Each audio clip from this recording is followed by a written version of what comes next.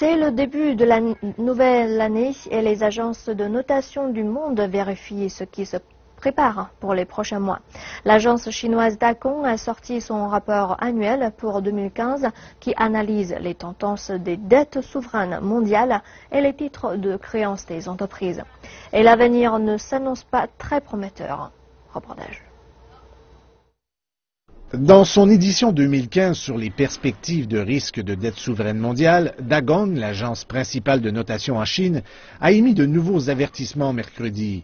Dacong croit que dans le cas où la Réserve fédérale américaine augmente les taux d'intérêt plus tard dans l'année, des pays développés lourdement endettés dans le monde entier feront face à des dettes souveraines et même à des bulles.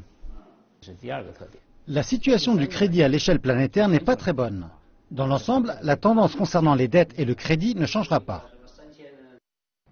La Réserve fédérale américaine n'a pas augmenté ses taux d'intérêt de référence depuis 2006. Au lieu de cela, elle les a réduits à près de zéro pour stimuler la croissance dans la plus grande économie du monde pendant la crise financière. Mais le mois dernier, les dirigeants de la Fed ont signalé qu'une hausse des taux pourrait venir cette année.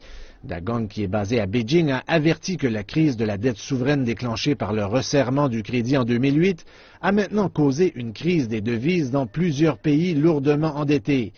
Dacong estime aussi que la lente reprise économique, la trop lente consolidation fiscale et les importantes dettes de la France et de l'Italie continueront à peser sur l'ensemble de la zone euro. L'économie, en Europe en particulier, a continué à tourner au ralenti. Cela ne va pas beaucoup changer en 2015 parce que le fardeau de la dette ne sera pas allégé. Standard & Poor's, Moody's et Fitch ont tous tiré la sonnette d'alarme. S&P a déclaré qu'elle devrait décider d'ici la mi-janvier dans quelle catégorie la Russie sera classée et pourrait recommander de ne pas investir dans le pays.